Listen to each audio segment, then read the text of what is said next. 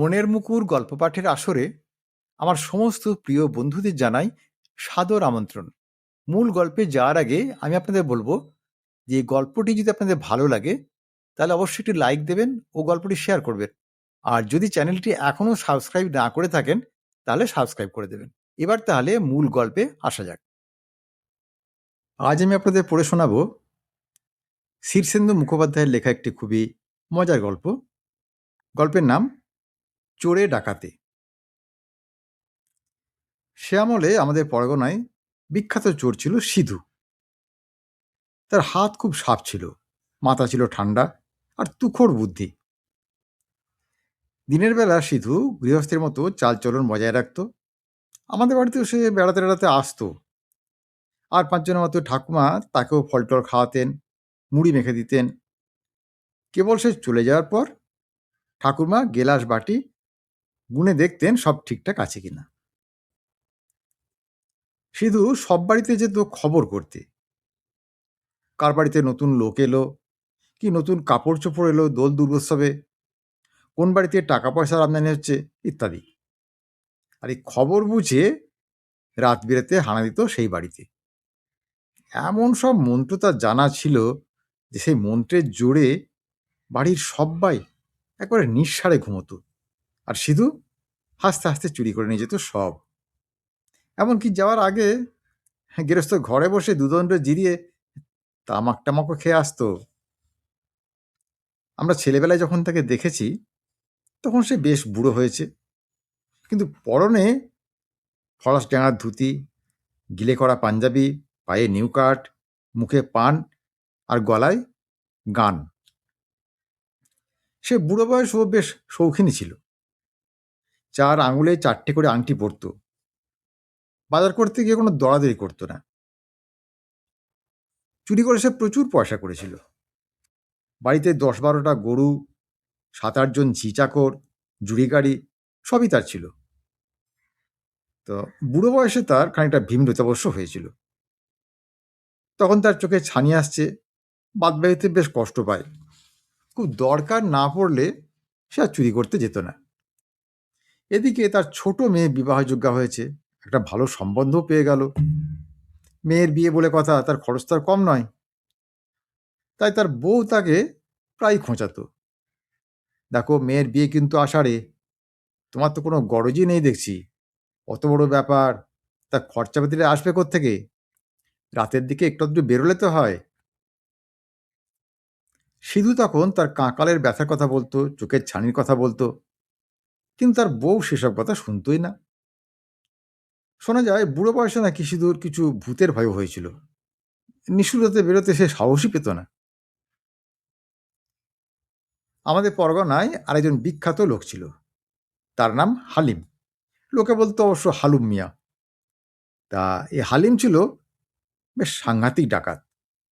যেমন তার বিরাট চেহারা আর তেমনি তার সাহস।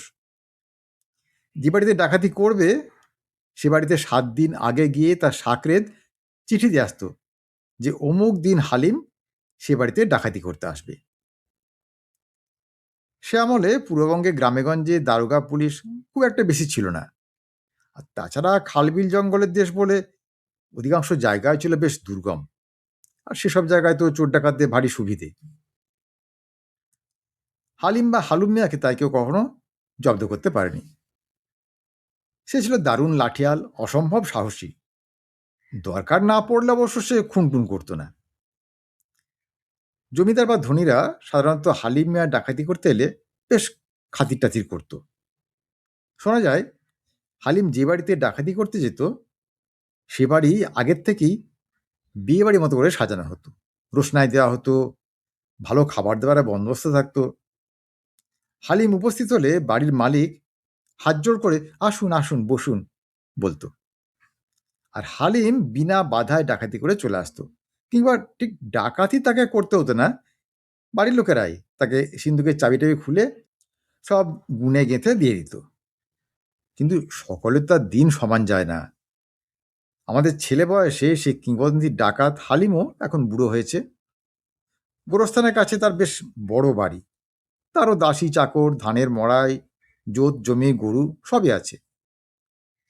আমরা হালিমকে দেখতাম কানে আতরের তুলো গুঁজে, চোখে সুরমা দিয়ে, চমৎকার চেক কাটা সিল্কের লুঙ্গি আর মখমলে পাঞ্জাবি পরে জমিদারের পুকুরে ছিপে মাছ ধরছে। খুব গম্ভীর ছিল সে, আর চোখ দুখানা সবসময় লাল টকটকে। ডাকাতি করা অবশ্য তখন ছেড়েই দিয়েছে, তবে শিক্ষানবিশ ডাকাতরা তার কাছে তালিম নিতে আসতো। হ্যাঁ, ওই সিধুর কথা যা বলছিলাম, ওই তো বইয়ের তাড়নায় অবশেষে একদিন রাতে চুরি করতে বেরোলো। চোখে ছানির জন্য রাস্তাঘাট আর ভালো ঠাউর হয় না, তাই সঙ্গে একটা হ্যারিকেন নিল। একা যেতে ভূতের ভয়, তাই একজন চাকরকেও সে সঙ্গে নিল। রাস্তায় সাপ খোপের গায়ে পা পড়তে পারে ভেবে হাততালি দিয়ে দিয়ে সে হাঁটতে লাগলো। আর ভূত প্রেত তাড়ানোর জন্য তারও স্বরে রাম নাম করতে লাগলো। সেই হাততালি আর রাম নামের চোটে এত বিকট শব্দ হচ্ছিল যে রাস্তার দুপাশের বাড়িঘরে লোকজনের সব ঘুম ভেঙে যেতে লাগলো। তারা সবাই উঁকি মেরে দেখছে, ব্যাপারখানা কি। অনেকেরই ধারণা হলো সিধু বোধহয় ধার্মিক হয়ে গেছে, তাই রাত থাকতে উঠে ঠাকুরের নাম নিতে নিতে প্রাতঃস্নান করতে যাচ্ছে নদীতে। এদিকে সিধুর হলো বিপদ। যে বাড়িতেই ঢুকতে যায় সে বাড়িতে দেখে যে গৃহস্থ সজাগ রয়েছে। ঘুরে ঘুরে সে একবারে হয়রান হয়ে গেল। কত ঘুম পাড়ানি মন্ত্র যে পাঠ করলো, কিন্তু বুড়ো বয়সে মন্ত্রের জোরও কমে এসছে, তেমন খুব একটা কাজ হয় না। তো ঘুরে ঘুরে হয়রান হয়ে গোরস্থানে কাজ বরাবর এসে এক গাছতলায় বসে জিরিয়ে নিচ্ছিল সিধু। খুব ঠাহর করে সমুখপানে দেখে বলল, এই ওই মস্ত বাড়িটা ওটা কার রে? চাকরটা উত্তর দিল, ওটা হালুম মিয়ার বাড়ি। ও, বটে বটে, বলে খুব খুশির ভাব দেখালো সিধু। হ্যাঁ, তা হালিম দুটো পয়সা করেছে বটে না, এতকাল তো খেয়াল হয়নি। এই বলে সিধু সিঁধকাঠি বের করলো। পরদিন গঞ্জে একবারে হইচই পড়ে গেল। হালুম মিয়ার বাড়িতে নাকি মস্ত চুরি হয়ে গেছে। সকালে হালিমের বউ পা ছড়িয়ে পাড়া জানান দিয়ে কাঁদতে বসেছে। ওগো, আমার কি হলো গো, আমার সব চেঁচে বুচে নিয়ে গেছে গো। বলি, ও বুড়ো হালিম, তো সরম বলে কিছু নেই? যার দাপে বাঘে গরুতে এক ঘাটে জল খেত, তার বাড়িতে চুরি? বলি, ও মুখ পোড়া হালিম বুড়ো, সাত সকালে গ্যাঁজে টানতে বসেছিস? কচু গাছের সঙ্গে দড়ি বেঁধে ফাঁসি যা, থুতু ফেলে তাদের ডুবে মর। দাওয়ায় বসে গাঁজা খেতে খেতে হালিম কেবল রক্তচক্ষু মেলে তাকিয়ে তার বিবিকে ধমক দিয়ে বলে উঠল, চুপড়া, চুপড়া বাঁধি, যে বেটা চুরি করেছে তার গর্দানের জিম্মা আমার, তুই দেখে নিস। আর তা শুনে বিবি আরো ডুকরে কেঁদে ওঠে। হালিম দুটো কাজ করলো। সিধুর নামে 3 ক্রোশ দূরের থানায় গিয়ে একটা নালিশ ঠুকে দিয়ে এলো। আর সিধুর মেয়ের বিয়ের ঠিক 7 দিন আগে একটা চিঠি পাঠালো তার কাছে, তোমার কন্যার বিবাহের রাত্রে আমি সদল বলে উপস্থিত হইতেছি, আমাকে অভ্যর্থনা করিবার জন্য প্রস্তুত থাকিও, ইত্যাদি। চিঠি পেয়ে সিধু বলল, ফুহ। তারপর সেও গিয়ে 3 ক্রোশ দূরের থানায় দারোগাবুকে মুরগি আর মাছ ভেট দিয়ে মেয়ের বিয়েতে নেমন্তন্ন করে এসে দাওয়ায় বসে ফিক ফিক করে হাসতে হাসতে তামাক খেতে লাগলো। সিধুর মেয়ের বিয়েতে আমাদেরও নেমন্তন্ন ছিল। ছোট কাকা সমেত আমরা সব ঝেঁটিয়ে গিয়েছিলাম। ও বাবা, গিয়ে দেখি হালুম মিয়া ডাকাতি করতে আসে শুনে যাদের নেমন্তন্ন হয়নি তারাও সব এসছে গঞ্জ সাপ করে। বিয়ে বাড়ি একবার লোকে গিজগিজ করছে, এমনকি দারোগাবু এসে গেছেন। সিধু তাকে বিবাহবাসের মাঝখানে বড়াসনে বসিয়ে দিয়েছে, আর বর তার পাশে একটা মোড়ায় বসে নিজের হাতে হাত পাখার বাতাস খেতে খেতে ঘামছে। তখনকার দিন নিমন্ত্রণে 4-5 রকমের ডাল খাওয়ানো হতো, তারপর মাছ মাংস, দই, মিষ্টি বা পায়েস দেওয়া হতো। আমরা সবে 3 নম্বর ডাল খেয়ে 4 নম্বর ডালের জন্য তৈরি হচ্ছি, এমন সময়ে উত্তরের মাঠ থেকে রে রে করে চিৎকার উঠল আর মশাল দেখা গেল। তখন আমরা সবাই পাত ছেড়ে ডাকাতি দেখতে দৌড়ে গেলাম। কি করুণ দৃশ্য! 60-70 জন সাকরেদ নিয়ে হালিম এসে গেছে। সকলের হাতে বিশাল লাঠি, পল্লম, দা, টাঙ্গি।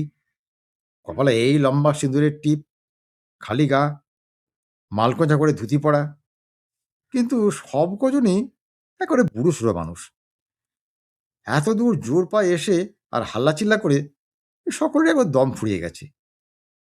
হালিমের আবার হাঁপানির টান উঠেছে, তাই সিধু তাকে ধরাধরি করে নিয়ে গিয়ে বারান্দায় বসালো। কয়েকজন ডাকাত উবু হয়ে বসে কাঁচতে কাঁচতে বুকের শ্লেষা তুলছে। একজনকে দেখলাম হাতের ভারী কুড়ুলটা আর বইতে না পেরে একজন বরযাত্রী হাতে ধরিয়ে দিয়ে নিজের ভেড়ে যাওয়া হাতটাকে ঝেড়ে ঝেড়ে এরও ঠিকঠাক করে নিচ্ছে। সিধু অনেকক্ষণ হালিমের বুক মালিশ করে দেওয়ার পর হালিমের হাতের টানটা একটু কমলো। তখন হাতের খাড়াটা তুলে নিয়ে বলল, আচ্ছা, এবার কাজের কথা হোক।